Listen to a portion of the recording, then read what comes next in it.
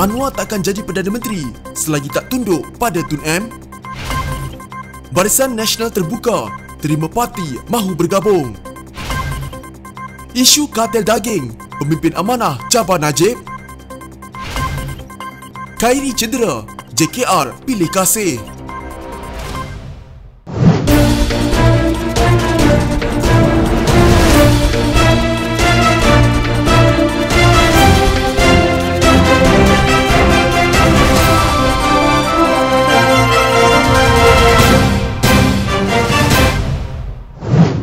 Harapan Anwar Ibrahim untuk menjadi Perdana Menteri tidak akan kesampaian sekiranya Presiden PKR itu tidak berdamai dengan Dr. Mahathir Mohamad, kata bekas Setiausaha Politik Perdana Menteri ke-7 Zahid Mat Arif. Dalam keadaan sekarang, dia dengan Dr. Mahathir nampak macam suam menjauhkan diri. Selagi dia tak tunduk dan dekat dengan Dr. Mahathir, saya ingat dia macam itulah. Dia tak boleh jadi Perdana Menteri, katanya dalam temu bual bersama portal Malaysia Post. Kata Zahid, tidak mustahil untuk Anwar akan kembali berbaik semula dengan Dr. Mahathir demi mengejar hasrat dan cita-cita politiknya. Senator Dewan Negara itu juga mengulas dakwaan Anwar yang berulang kali berkata mempunyai bilangan sokongan majoriti di Parlimen malas sejak September 2008 lagi. Zahid yang juga ahli Majlis Pimpinan Tertinggi Bersatu berkata, selagi ada bulan dan matahari, Anwar akan terus mendendangkan dakwaan mempunyai nombor. Lebih-lebih lagi dakwa Zahid apabila ahli Parlimen Port Dickson itu kini sedar bahawa dia tidak akan berpeluang menjadi Perdana Menteri menerusi jalan pilihan raya. Bagaimanapun Zahid percaya, Anwar bukanlah orang yang elok untuk dijadikan pemimpin. Saya akan berusaha terus selagi hayat di kandung badan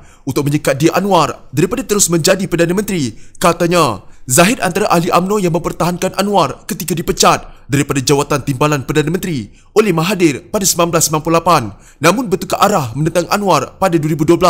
Zahid juga dikatakan antara penggerak di sebalik langkah Sheraton yang menyaksikan Pakatan Harapan tumbang apabila bersatu keluar daripada gabungan itu dan membentuk kerajaan baru di bawah payung Perikatan Nasional bersama Barisan Nasional PAS. Beberapa ahli PKR yang keluar parti dan parti-parti lain. Peranan saya dalam langkah Sheraton tak besar, secubit saja, katanya ketika ditanya penemu bual. Menurut Zahid, rancangan asal untuk mengangkat Mahathir, pengerusi bersatu, sebagai Perdana Menteri Perikatan Nasional tidak tercapai apabila Mahathir menolak untuk bekerjasama dengan UMNO secara en bloc dan meletakkan jawatan. Keadaan berakhir apabila Presiden Bersatu Muhyiddin Yassin dinobatkan sebagai Perdana Menteri ke-8 pada 1 Mac.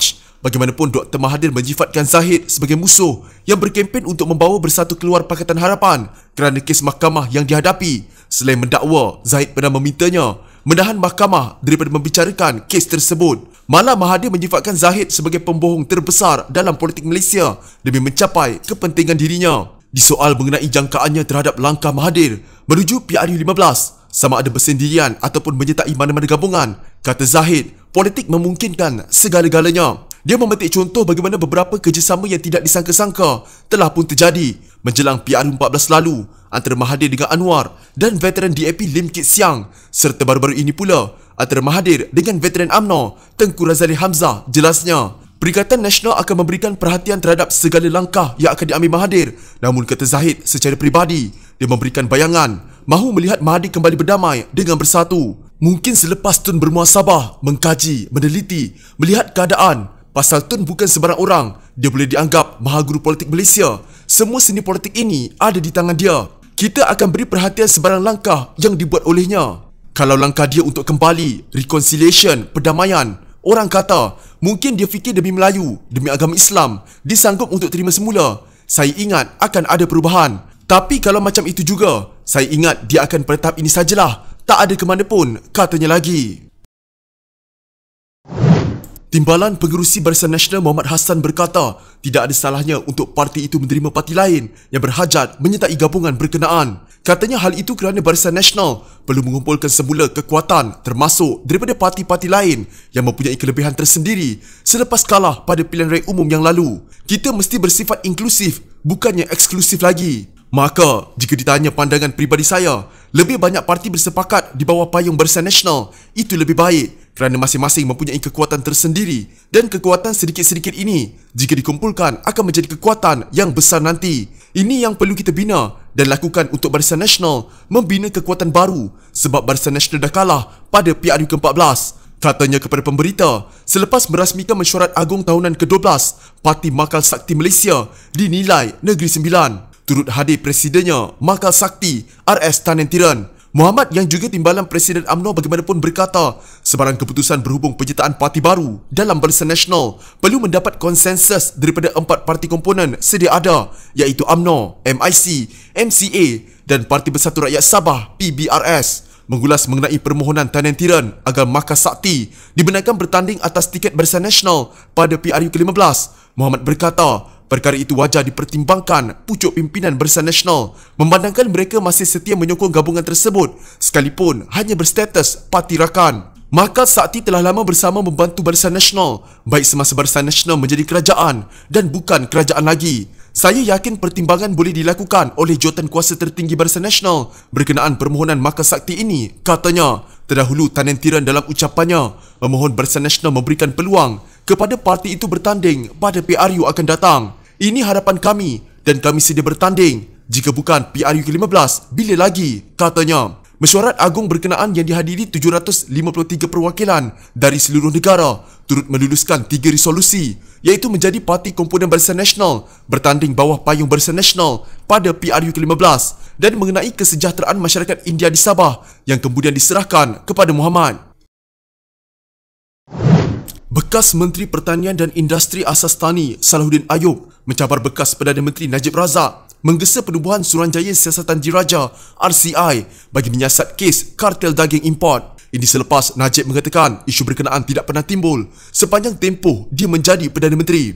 Amboi, mulut tak ada insurans, siap timbalan Presiden amanah itu di Twitter. Kalau berani, mari sama-sama perjuangkan supaya RCI ditubuhkan untuk siasat kes ini, katanya yang turut memuatkan tangkap layar laporan berita mengenai kenyataan Najib sebelum itu. Najib sebelum ini mendakwa kerajaan pimpinannya tidak pernah menerima sebarang aduan rasmi mengenai isu kartel daging yang membawa masuk daging yang diragui status halalnya. Saya juga telah cek dengan menteri-menteri berkenaan pada masa itu dan mereka juga mengesahkan tiada aduan pernah diterima dan media juga tak pernah timbulkan isu ini sepanjang masa saya Perdana Menteri. Oleh sebab isunya amat berat, sudah tentu kerajaan Barisan Nasional dahulu akan mengambil tindakan jika kita menerima aduan rasmi atau maklumat. Namun tidak pernah ada aduan rasmi diterima dan media juga tidak pernah timbulkan isu ini masa itu, katanya menerusi Facebook. Sebaliknya, katanya isu itu pertama kali dilaporkan pada tahun Oktober tahun lepas ketika pentadbiran Pakatan Harapan. Najib turut memuatkan pautan-pautan berita yang menunjukkan Menteri Agama ketika itu, Mujahid Yusof dan timbalannya Fuzia Saleh menangkis dakwaan bahawa pegawai JAKIM terlibat dalam kegiatan itu. Selain itu, dia juga berkongsi pautan berita mengenai jaminan bekas Ketua Pesuruhjaya Suruhanjaya Pencegahan Rasuah Malaysia SPRM Latifah Koya untuk menyiasat pembabit pegawai JAKIM dalam kartel berkenaan. Bagaimanapun, kata Najib, Mujahid semalam berkata SPRM tidak pernah campur tangan atau menyiasat isu itu semasa dia menjadi menteri. Sebab itu kita patut tanya Latifah Koya, kekanda Mujahid dan Fuziah, apa status siasatan berhubung kartel daging ini sepanjang tempoh 4 bulan mereka menyiasat, kata Najib. Sinar Harian pada bulan lalu mendedahkan kegiatan mengimport daging sejuk beku dari negara tidak menerima kelulusan sah JAKIM. Dakwaan itu dilakukan oleh syarikat ejen Fred yang dipertanggungjawabkan menguruskan proses pengimportan daging halal. Daging itu dilaporkan dibungkus semula dengan jenama daging halal dan pelekat halal beserta logo JAKIM sebelum diedarkan di pasaraya seluruh negara. Pendedahan itu membawa kepada serbuan di sebuah gudang di Senai awal bulan ini diketuai Kementerian Perdagangan Dalam Negeri dan Hal Ehwal Pengguna KPDN HEP hasil risikan Jabatan Perkhidmatan Kuarantin dan Pemeriksaan Malaysia. Laporan New Straits Times bulan ini pula mendakwa kartel itu sudah beroperasi selama 40 tahun hasil subahat dengan beberapa pegawai dalam agensi-agensi kerajaan. Antara daging yang dibawa masuk adalah daging kanguru dan kuda yang dijual sebagai daging yang berstatus halal. Pegawai yang terlibat dikatakan menerima pelbagai jenis habuan termasuk wang dan seks bagi membolehkan kartel tersebut beroperasi mengimport daging-daging tersebut.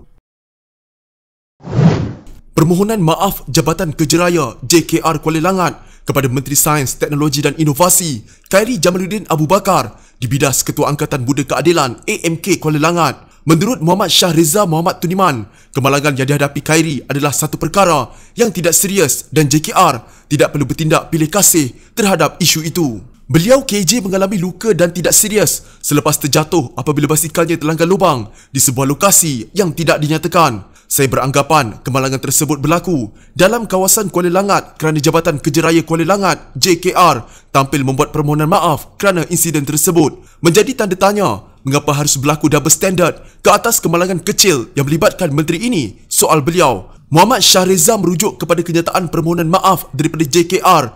Ekoran kemalangan melibatkan Khairi dan JKR Kuala Langat memohon maaf ke atas kejadian itu dalam ciapannya malam tadi. Khairi yang juga ahli parlimen Rembau itu turut berkongsi 3 keping gambar menunjukkan kesan lebam dan luka pada mukanya akibat kemalangan yang sama. Dalam pada itu, JKR Hulu Langat juga turut didesak untuk bersikap adil dengan meminta maaf kepada pengguna jalan raya lain yang juga pernah terlibat kemalangan. Malah ada yang meninggal dunia akibat kecuaian mereka. Masih banyak spot kerosakan di sekitar jalan seliaan mereka dan apakah rasa ingin meminta maaf hadir hanya ketika kemalangan melibatkan menteri sahaja? Saya ingin menegaskan bahawa tidak perlu ada double standard kepada mana-mana menteri yang terlibat kemalangan di jalan raya kerana mereka mendapat keistimewaan pengecualian cukai jalan. Sebaliknya, rakyat Marhin ini adalah pembayar cukai jalan setiap tahun dan berdiam diri bila kemalangan menimpa mereka. Janganlah bersikap seperti pahat dan penukul.